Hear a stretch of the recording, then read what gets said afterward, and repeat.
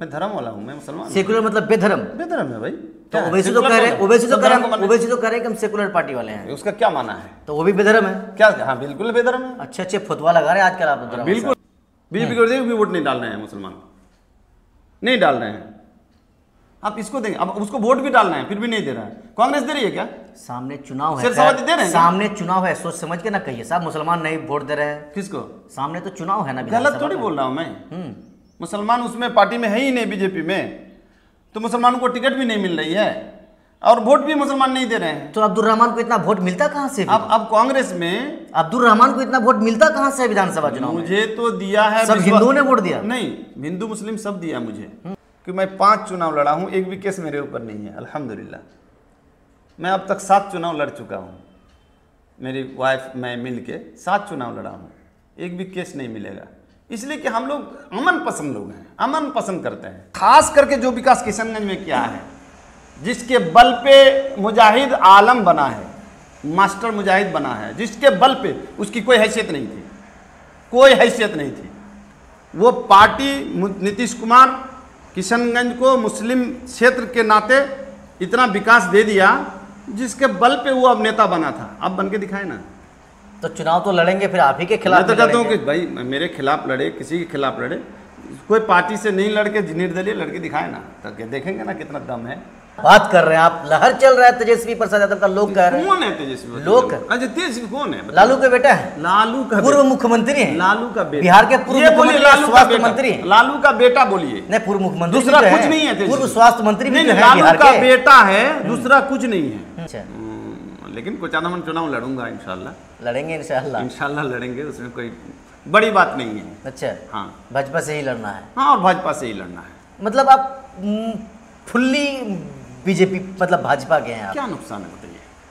मैं पूछ रहा हूँ, नुकसान की बात नहीं कर रहा हूँ, मैं कह रहा हूँ आप फुल्ली भाजपा वाले, यही पूछ रहा हूँ। कोई फुल्ली एमआईएम है, कोई फुल्ली जनसुराज है, कोई फुल्ली कांग्रेस है, तो मैं अगर बीजेपी के साथ हूँ, मुसलमान हूँ। आपका कहना है कि मुसलमान वहाँ ज़्यादा नहीं है, तो मैं अगर जाता हूँ तो और 2-4 को लाना चाहिए। स्वराज पार्टी आ गई है बिहार में, अब एनडीए गठबंधन का क्या होगा बताइए? फायदा होगा, नुकसान होगा, क्या होगा? नहीं, जनसुराज तो अपना काम कर रहा है, वो अपने ज़मीन से अब आगे बढ़ना चाह रहा है। मतलब आप अपने रिश्तेदार किसको मानते हैं? जनसुराज को मानते हैं, एमआईएम किसको मानते हैं आप? नहीं, किसी को रिश्तेदार हम लोग नहीं मानते हैं। बीजेपी का एक अलग एक पहचान है और मुसलमान इसमें कम है। मुसलमानों को टिकट कम दिया जा रहा है, इसको मैं नहीं मान रहा हूँ। हम लोग कम जा हैं उसमें, हम लोग जुड़ना चाहते नहीं कि हमारे लीडर सारे मुसलमान जो लीडर हैं सब कांग्रेस में, एमआईएम में, जेडीयू में तो नहीं है अभी तो जो भी 2-4 ठो था वो भी भाग गया, वो अपना रोटी सेक नहीं पाया तो भाग गया सब। तो सब लोग और पार्टी में जुड़े हुए हैं, तो वहाँ उसका आस्था है और नेता के बात पे तो लोग रहते हैं। बीजेपी, आप बोलते हैं बीजेपी टिकट नहीं देती है, तो टिकट भी दिया, और बोलता है बीजेपी में मुसलमान वोट नहीं देता, वो भी मैंने साबित कर दिया। 17,000 वोट मुझे दिया था सिर्फ मुसलमान, एक गिन को बता रहा हूँ मैं, 17,000 वोट दिया था, तो कम नहीं है। देखिए ये सब सिर्फ राजनीतिक है, इस वक्त जो हो रहा है ना ये राजनीतिक हो रहा है। और अच्छा रोटी सेक लिए हैं ओवैसी साहब। ओवैसी साहब रोटी सेक लिए? हाँ, किशनगंज में। कैसे सेक लिए ओवैसी साहब? सीमांचल में रोटी सेक लिए। कैसे सेक लिए? लोग उस पर भरोसा कर रहे हैं, उसको वोट देकर जिता रहा है। जैसे आपने कहा कि आपको मुसलमान 17,000 वोट दिया, उनको लोग वोट देकर वोट दे रहे हैं। हक की बात करना सही है, जहाँ हक ना चले, एक कहावत है, तो लूट सही, तो अब लूट सकते हैं, लूट सकते हैं। तो जो हक की बात कर रहे हैं तो उसका तो साथ देना चाहिए ना लोगों को। क्या साथ देना चाहिए? किस तरह की बात कर रहे हैं आप? किस हक की बात कर रहे हैं आप? हक की बात ये करिए, आवाज उठा रहे नहीं, हक की बात ये करिए कि आज 2 हिंदू को जो जोड़ा है, तो कितने मेंबर होते हैं उसमें? 21 मेंबर होते हैं। 21, 2 जोड़े हैं, 19 कौन है? मुसलमान है उसमें। मुसलमान है, 2 का चलेगा क्या? तो जब चलेगा नहीं तो आप आ क्यों रहे हैं? यही तो सवाल है मुसलमानों का। देख रेख करने के लिए, इसलिए कि आपने लूटा है, आपने लूटा है।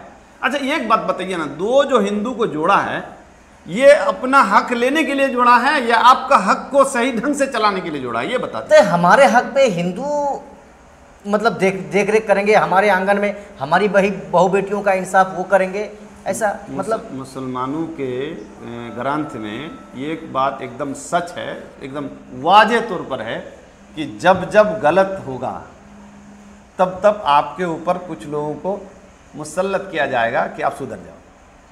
अच्छा, ये इस बात को आप भी मानते हैं? मानना चाहिए, मानना चाहिए, मानना चाहिए। यही वजह है कि इस तरह के आपने कानून लाया गलत जा किया, रहा है। आपने गलत किया, तब कोई गैर कौम आपकी सुधार के लिए लाया। आपका अल्लाह की तरफ है, आपके अल्लाह की तरफ से है, अल्लाह की तरफ से। अब आप ये मानते हैं कि जो भी होता है अल्लाह के बिना मर्जी के होता है? नहीं। हाँ, तो फिर किस चीज़ का ईमान है आपके?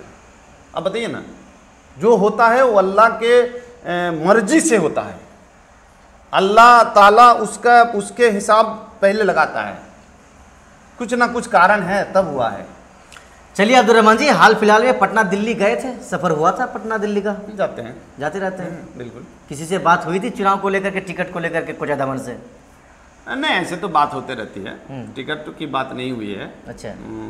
लेकिन कोचादमन चुनाव लड़ूंगा इंशाल्लाह। लड़ेंगे इंशाल्लाह? इंशाल्लाह लड़ेंगे, उसमें कोई बड़ी बात नहीं है। अच्छा। हाँ, भाजपा से ही लड़ना है? हाँ, और भाजपा से ही लड़ना है। मतलब आप फुल्ली बीजेपी, मतलब भाजपा के हैं आप? क्या नुकसान है बताइए? मैं पूछ रहा हूँ, नुकसान की बात नहीं कर रहा हूँ, मैं कह रहा हूँ आप फुल्ली भाजपा वाले, यही पूछ रहा हूँ। कोई फुल्ली एमआईएम है, कोई फुल्ली जनसुराज है, कोई फुल्ली कांग्रेस है। तो मैं अगर बीजेपी के साथ हूँ, मुसलमान हूँ, आपका कहना है कि मुसलमान वहाँ ज़्यादा नहीं है, तो मैं अगर जाता हूँ तो और 2-4 को लाना चाहिए और वहाँ जाके हक लेना चाहिए।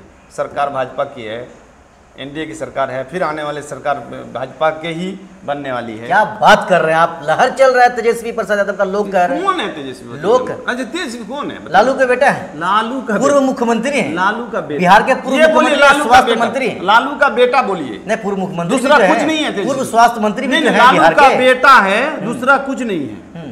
लालू ने एक चीज किया था कि इस इलाके में गरीबों का जो हक नहीं मिल रहा था, बोल नहीं पा रहा था, इतना थोड़ा बहुत किया था लालू जी ने, ठीक है, उतना ही तक रहा।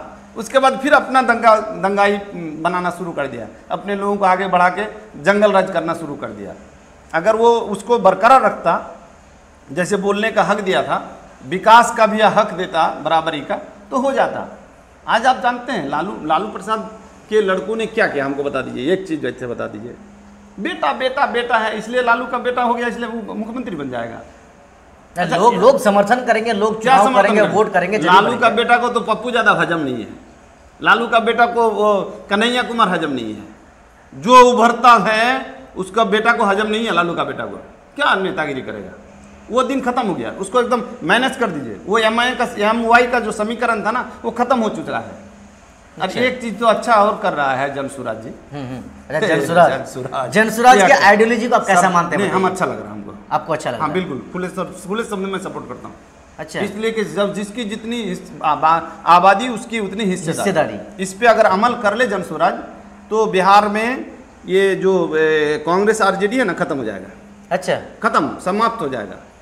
चलिए, तेजस्वी प्रसाद यादव को आप नेता ही नहीं मानते हैं, महज लालू का बेटा मानते हैं। बस। लेकिन वो तो ये कह रहा है ना कि नीतीश कुमार का जो ब्रेन है ना, वो अब थोड़ा सा मतलब हट रहा है, काम सही से कर नहीं रहा है। क्या कौन सा काम नहीं हुआ बता दीजिए? प्रोग्रामों में कहीं कहीं के वो वीडियोस को शेयर करते हैं जहाँ पर कुछ इस तरह की एक्टिविटीज उनकी तरफ से किए जाते हैं। उम्र के हिसाब से कभी, अगर उम्र ही नहीं, मैं बोल रहा हूँ, ऐसा थोड़ी है कि मैं सब बात सही बोल रहा हूँ, गलती भी हो सकती है ना, मुझसे हो सकती है कि नहीं? हाँ, जुबान है ना, फिसल सकती है ना। ये सबको मुद्दा बनाना कोई बड़ी बात नहीं है। आप काम कर क्या रहे हैं ये देखना है। नीतीश कुमार 20 साल में जो विकास बिहार में किया है, और खास करके जो विकास किशनगंज में किया है, जिसके बल पे मुजाहिद आलम बना है, मास्टर मुजाहिद बना है, जिसके बल पे उसकी कोई हैसियत नहीं थी, कोई हैसियत नहीं थी। वो पार्टी नीतीश कुमार किशनगंज को मुस्लिम क्षेत्र के नाते इतना विकास दे दिया, जिसके बल पे वो अब नेता बना था। अब बन के दिखाए ना।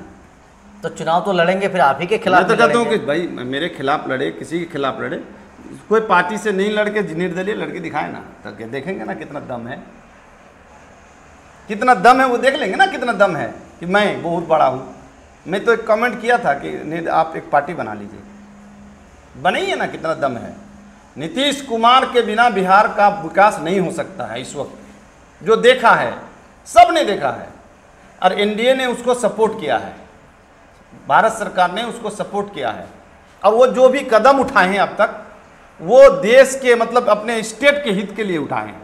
एक भी कदम आप नीतीश कुमार का देखेंगे तो अपने हित के लिए नहीं, वो देश के हित में, समाज के हित में, कौम के हित में, इलाके के हित में, बिहार के हित में उठाया है। इस बार जो आप चुनाव लड़ेंगे तो उसके ही नेतृत्व में लड़ेंगे बिहार में, नीतीश कुमार के? देखिए, तो ये तो आला कमान का काम है। मैं तो एक आदमी हूँ भाई, चुनाव लड़ूंगा, पार्टी टिकट देगी नहीं देगी वो तो अलग मैटर है, वो तो आला कमान का काम है। लेकिन नीतीश कुमार को अच्छे मानते हैं बीजेपी वाले भी, ऐसा नहीं है। ये जो कुछ लोग बोलते हैं बीजेपी को ऐसा कर देगा, बीजेपी ऐसा कर देगा, ये सब बेकार की बात है।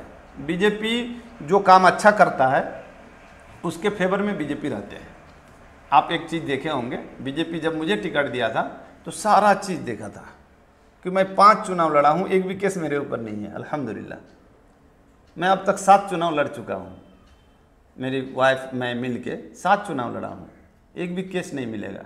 इसलिए कि हम लोग अमन पसंद लोग हैं, अमन पसंद करते हैं। लड़ाई झगड़ा और ख़ास करके किशनगंज के जो हालात है ना, इसको सिर्फ और सिर्फ एक कॉमनल बनाने की कोशिश कुछ लोग कर रहे हैं। और सिर्फ बीजेपी नहीं कर रही है, सब पार्टी के लीडर हैं। यहाँ कांग्रेस के भी लीडर कुछ लोग हैं जो सिर्फ यहाँ धार्मिक उन्माद फैलाने का कोशिश करता है। कुछ बीजेपी के भी हैं, कुछ ये MIM वाले तो ज़्यादा हो गए हैं थोड़ा सा। अच्छा, MIM वाले ज़्यादा हो गए हैं? थोड़ा ज़्यादा हो गए हैं। ये बैरिस्टर असदुद्दीन साहब का अभी जो काम है, अभी जो ये वाला मामला जो वो जो कौन था अभी जो ऑपरेशन सिंदूर वाला, ऑपरेशन सिंदूर में बहुत अच्छा बढ़ चढ़ के हिस्सा लिया, इसलिए भी बहुत इसको लाइक करता हूँ मैं इस मामले में। अच्छा, ओवैसी को लाइक करते हैं इस मामले में। लेकिन जो भड़काऊ कुछ बातें करते हैं इसके खिलाफ, आप जब बीजेपी के खिलाफ बोलते हैं कि वो भड़काऊ बात करते हैं, सिर्फ मुसलमान हिंदू की बात करते हैं, तो बीजेपी वाले तो बोलेंगे ही उसके बारे में। बीजेपी तो उसके खिलाफ नहीं बोलेंगे, इसलिए आप तो बोलेंगे ही कि वो भड़काऊ भाषण करते हैं। बिल्कुल भाषण करते हैं। आप किसी के खिलाफ बोलेंगे तो आपके खिलाफ भी होगा, एक्शन का रिएक्शन होना है। इसलिए ये सब चीज़ बहुत बड़ी बात नहीं है और ये नेताओं का काम है, होते रहेगा। लेकिन समाज को सोचने की ज़रूरत है कि आज भाजपा सरकार जो विकास अवाम के लिए किया है, सबका साथ, सबका विकास और सबका विश्वास, ये खड़ा उतरा है, धरातल पे उतरा है। अब रही बात कि बीजेपी कांग्रेस मुसलमानों को टिकट नहीं देती है, बीजेपी मुसलमानों को नेता नहीं बनाती है, तो परिस्थिति है। आप उसमें ज़्यादा नहीं है, ज़्यादा टिकट नहीं देती है। आप उसमें बढ़ चढ़ के हिस्सा लेंगे तो आपको टिकट दे देगी। मुझे यकीन है, इकरामुल साहब को मैं ऑफ़र करता हूँ कि आ जाए हमारे पार्टी में, बीजेपी में आ जाए। हम लोग कोशिश करेंगे वहाँ से टिकट लेने का, कोशिश करेंगे, ऐसा नहीं कि दिला देंगे, कोशिश करेंगे। लेकिन टिकट लेना ही सब कुछ है क्या? आज हम भाजपा में हैं तो समाज के हित में कुछ होता है तो करते हैं ना हम लोग। कभी भी जरूरत पड़े किसी चीज़ का तो हम लोग खड़ा रहते हैं भाई जी, और रहना भी चाहिए। लेकिन ये लोग, अब हम भाजपा में हैं इसलिए हमको मुसलमान से निकाल देगा, ठेकेदार हो गया ईमान का। MIM में है तो पक्का मुसलमान है, दुनिया का बेईमानी सब वो करे लेकिन मुसलमान पक्का है। वक्फ की ज़मीन हड़प के वो खाए और पक्का मुसलमान है। मतलब आप बार बार इशारा वक्फ की ज़मीन और MIM को लेकर कर रहे हैं। कौन है जो MIM का नेता है जो वक्फ की ज़मीन को हड़प कर रखा है किशनगंज में? नहीं, मैं MIM के बारे में नहीं बोल रहा हूँ, MIM के बारे में नहीं बोल रहा हूँ, सिर्फ मुसलमान के बारे में बोल रहा हूँ जो अपने आप को मुसलमान बोलता है। यानी कांग्रेस में है तो पक्का मुसलमान हो गया, JDU में है तो BJP RJD में है तो पक्का मुसलमान हो गया। और ये सब बोल के RJD और कांग्रेस को भी बर्बाद किया ये लोग। RJD और कांग्रेस को मुसलमानों का पार्टी बर्बाद बना के रख दिया ये लोग। ये अपने इधर भी झांक के नहीं देखता है कि हम क्या बोल रहे हैं। तो ये लोग जब अपने आप को बोलता है मुसलमानों का, और सच बात भी है, इन लोगों की हैसियत मुसलमान है तभी है, मुसलमान है तभी यहाँ टिकट मिल रहा है, नहीं तो नहीं मिलता है। यहाँ बहुत बड़े बड़े हिंदू भी यहाँ हैं, लेकिन राजनीतिक है कि अब मुसलमान आबादी है तो मुसलमान को टिकट देना होगा, इसलिए उसको देता है, इसलिए नेता बना हुआ है। लेकिन मुसलमान के लिए क्या किया बताइए हमको? 4000 एकड़ जमीन का ही अभी आप जानते हैं डेरा मारी में, हाँ डेरा मारी मालूम है, अल्पसंख्यक आवासीय विद्यालय जो बना है, उसके बगल में आज 24 रूम बना रहा है। किसी को पता नहीं कि है क्या चीजें, वो वक्फ की जमीन पर बना रहा है। और आप लोग पत्रकार उसको नहीं देख रहे हैं, सिर्फ हिंदू मुसलमान में उलझा रहे हैं। मैं आप पे भी उंगली खड़ा कर नहीं, ये तो सही है कि वक्फ की जो संपत्तियां हैं, जो जायदाद हैं, हाँ? उनका मिसयूज नहीं होना चाहिए, सही अंदाज में और सही ढंग से उसका 24 रूम बनना रहा है और उसमें किसका हाथ है ये मुजाहिद साहब जवाब दे। उसके विधानसभा में था, बड़े लीडर हैं, वो बोले किसने ऑर्डर दिया उसको? 24 रूम और जानते हैं गरीब लोग बैठ के उसमें बिजनेस कर रहे थे, गरीबों का दुकान था छोटा छोटा, सबको खाली करा दिया, सबको खाली करा के वो अपने मुसलमान का हितैषी बन रहा है, अपना पेट पालने के लिए मुसलमान का हितैषी है। आप इस मुद्दे को उठाइए। और ये 24 रूम कौन बना रहा है, कौन जिम्मेदार है, कहां से पारित हुआ, वक्फ बोर्ड में पारित हुआ कि नहीं हुआ, नहीं हुआ तो कैसे वो वहां माल गिरा के हड़पना चाह रहा है, ये चीज उठाइए।